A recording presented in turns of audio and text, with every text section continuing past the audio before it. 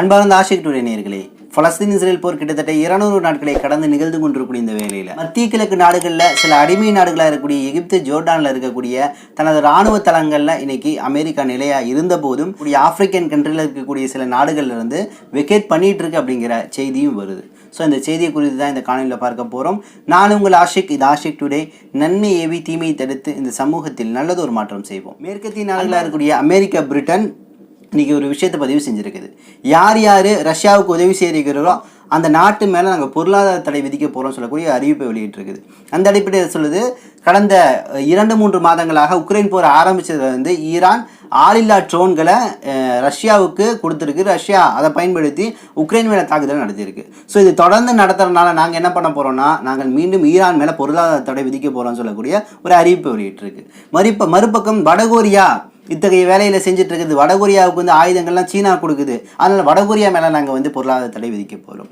Iran with பாகிஸ்தானுக்கான எரிகுழாய் புதைப்பு என்பது நடந்துட்டு இருக்குது. அது ஒரு வேளை நடந்து முடிஞ்சு சக்ஸஸ் ஆயிருச்சுன்னா நாங்கள் பாகிஸ்தான் மீது பொருளாதார தடை விதிப்போம். அங்கங்கே பொருளாதார தடை விதிப்போம் சொல்லக்கூடிய ஒரு பூச்சாண்டி வேலையை இன்னைக்கு அமெரிக்காவும் பிரிட்டனும் சேர்ந்து காட்டி கொண்டிருக்குது.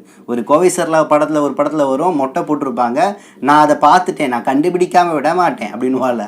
அது மாதிரி தான் இன்னைக்கு இவங்கட ஆயுதத்தை அங்கே கொண்டு போயிட்டு இருக்கான். எங்கடா ரஷ்யாவிலேருந்து ஈரானுக்கு போகுது, ஈரான்லேருந்து ரஷ்யாவுக்கு போகுது, சீனாலேருந்து வடகொரியாவுக்கு போகுது, வடகொரியாலேருந்து சீனாவுக்கு போகுது.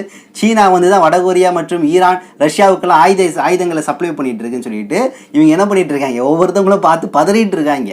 அதுதான் உண்மையும் கூட. ஏன்னா பிரிக்ஸில் இருக்கக்கூடிய நாடுகளுடைய இலக்கே என்னன்னு கேட்டிங்கன்னா, இந்த டாலரை ஒழிக்க வேண்டும். இந்த மத்திய கிழக்கில் இந்த ரூலில் இருக்கக்கூடிய அமெரிக்காவுடைய ஏகாதிபத்திய அந்த வில் பவர் இருக்குல்ல, சூப்பர் பவர், அதை ஒழிச்சு காட்டணும் அப்படிங்கிறது தான் இன்றைக்கி பிரிக்ஸ் கூட்டமைப்புடைய ஒரு முக்கியமான அஜெண்டாவே காணப்பட்டு கொண்டிருக்கிறது. ஸோ அந்த அடிப்படையில் தான் இன்றைக்கி இந்த விஷயங்கள் கொண்டு செல்லப்படுகிறது. இன்னைக்கு மத்திய கிழக்கில் ஒரு சில நாடுகளில் அமெரிக்காவுடைய பேஸ் நிலையங்கள் இருக்குது. பல நாடுகளில் இருந்தால் கூட இந்த அக்டோபர் 7க்கு அப்புறம் பல நாடுகள்லேருந்து விரட்டப்பட்டு வைத்தாச்சு. இந்த அமெரிக்க பேஸ் நிலையங்கள்லாம் எடுத்துகிட்டு போயிருந்தேன். அப்படி இருந்தும் சட்டவிரோதமாக ஈராக் பகுதிகளில் இன்றைக்கி அமெரிக்காவுடைய பேஸ் நிலையங்கள்லாம் இருக்குது. அதை நோக்கி தான் அங்கே இருக்கக்கூடிய கத்தபுஸ்துல்லா போன்ற அமைப்புகள், பாப்புலர் மொபிலைசேஷன் போன்ற அமைப்புகள்லாம் போராடிட்டு இருக்கிறாங்க. ஆனால் இவ்வளோ போராட்டத்துக்கு அப்புறம் கூட இவர்கள் அந்த இடத்துலேருந்து போகிற மாதிரி கிடையாது. ஏன்னா அமெரிக்காவுடைய எண்ணமே என்னென்னா, எவ்வளோ உயிரிழப்பு இழந்தாலும் சரி நம்ம மத்திய கிழக்கில் இருக்கக்கூடிய நம்ம அமெரிக்காவுடைய படைகளை திருப்ப பெறக்கூடாது அப்படிங்கிறத அவங்க எண்ணமாக காணப்படுது. ஆனால் இது ஆப்பிரிக்கன் கண்ட்ரியில் பலிக்கலை. ஏன்னா ஆப்பிரிக்கன் கண்ட்ரியை பொறுத்த வரைக்கும் இவர்கள் அடிவாங்கி கொண்டிருக்கிறார்கள். அந்த சின்ன சின்ன அரசு, குட்டி குட்டி நாடுகள் இன்னைக்கு வன்மையான முறையில் கண்டித்து சில தாக்குதல்கள் நடத்ததன் விளைவு இன்னைக்கு அமெரிக்காவுடைய துருப்புகள் எல்லாமே அந்த நாட்டிலேருந்து இன்னைக்கு வெளியேறிட்டு இருக்கு. குறிப்பாக நைஜர் என்று சொல்லக்கூடிய நாட்டிலிருந்து கிட்டத்தட்ட 1000க்கு அதிகமான அமெரிக்க துருப்புகள் எல்லாமே வெளியேறி இருக்கிறாங்க. 2013 அந்த இடத்துல தங்களது துருப்புகளை போட்டு அமெரிக்கா ஒரு வேலை பார்த்துட்டு இருந்துச்சு. ஸோ இப்படிப்பட்ட சூழலில் இந்த நைஜரை தொடர்ந்து சமீபமாக சாட் என்று சொல்லக்கூடிய ஒரு நாட்டில் இருக்கக்கூடிய அமெரிக்க துருப்புகளை வெளியேறிட்டு இருக்கிறாங்க.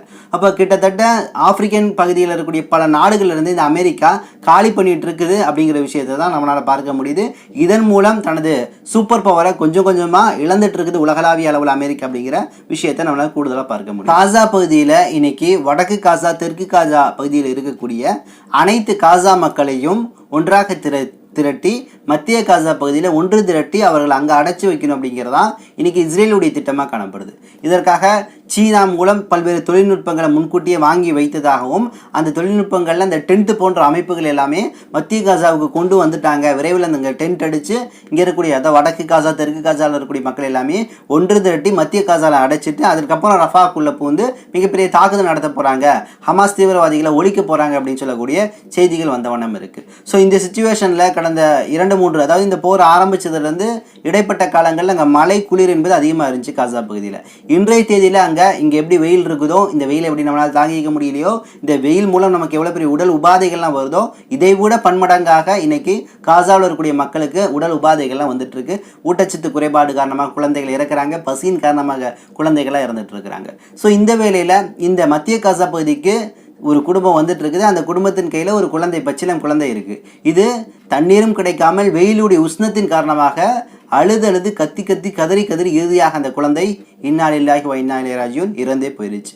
அப்போ இப்படிப்பட்ட சோகமான நிகழ்வு தான் நடந்துட்டு இருக்கு. இதே வேளையில் நாசர் மருத்துவமனை ஆகட்டும், ஷம்ஸ் மருத்துவமனை ஆகட்டும், நான் சொன்னேன் இந்த மருத்துவமனையில் கிட்டத்தட்ட 400 உடல்கள் இந்த இஸ்ரேலுடைய அயோக்கிய நாய்கள் எல்லாமே உள்ள புதைச்சிருக்கிறாங்க, கொன்று புதைச்சிருக்கிறாங்க. அதில் 20 உடல்கள் உயிரோடு உள்ள புதைச்சி வச்சிருக்கிறாங்க. பிளாஸ்டிக் கவரில் சுற்றி 3 மீட்டர் ஆழத்துக்குள்ளே நாசர் மருத்துவமனைக்குள்ளே புதைச்சிருக்கிறாங்க. இன்றைக்கி அந்த பெட்டாலியன்லாம் வெளியேறின பின்னாடி அங்கே போய் பார்க்கக்கூடிய சமயத்தில் தெரியுது. அந்த உடல்களை பார்க்கக்கூடிய சமயத்தில் புகைப்படங்களை இந்த வீடியோவில் நம்மளால் காட்ட முடியாது. அத்தகைய ஒரு கொடூரமான, பார்ப்பதற்கு கஷ்டமான புகைப்படங்கள். ஏன்னா அந்த உடல்கள் புதைக்கப்பட்டு உடல்கள் இருக்கக்கூடிய உடல் உறுப்புகள்லாம் அழுகி போச்சு. கை தனியாக, கால் தனியாக, கண்ணு தனியாக. அந்த உடல்களை பார்க்கக்கூடிய சமயத்தில் அவ்வளோ கஷ்டமாக இருக்குது. அதில் 20 உடல்கள் உயிரோடு புதைக்கப்பட்டு கொல்லப்பட்டிருக்கு அப்படிங்கக்கூடிய அந்த செய்தி என்பது உலகத்தில் இருக்கக்கூடிய எல்லா மக்களுடைய உள்ளங்களையும் முறுக்கக்கூடிய ஒரு செய்தியாக காணப்படுகிறது.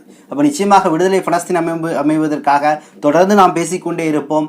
இன்ஷா அல்லாஹ் இறைவன் நாடினால் விடுதலை பலஸ்தீன் நிச்சயமாக அமையும். காரணம், இன்னைக்கு 33,000க்கு அதிகமான தியாகிகள் இந்த போரின் வழியாக இறந்திருக்கிறாங்க. பல இன அழிப்புகள்லாம் நடந்திருக்கு. இவ்வளோ பெரிய செயலுக்கு அப்புறம் மீண்டும் சைலண்டாக ஹமாஸோ அல்லது உலகத்தில் இருக்கக்கூடிய பல்வேறு போராளி இயக்கங்களோ போகாது. காரணம், இவர்கள் அந்த பலஸ்தீனுடைய விடுதலை கிடைக்கும் வரை இன்னும் எவ்வளோ உயிரை வேணாலும் கொடுத்து அந்த நாட்டிற்காக போராடக்கூடிய போராளிகளாக காணப்படுகிறார்கள். இன்னும் சில தகவல்களை திரட்டிக் கொண்டு இன்ஷா அல்லாஹ் விரைவில் வந்து உங்களை சந்திக்கின்றேன். நன்றி. அஸ்ஸலாமு அலைக்கும் வரஹ்மத்துல்லாஹி வபரகாத்துஹு.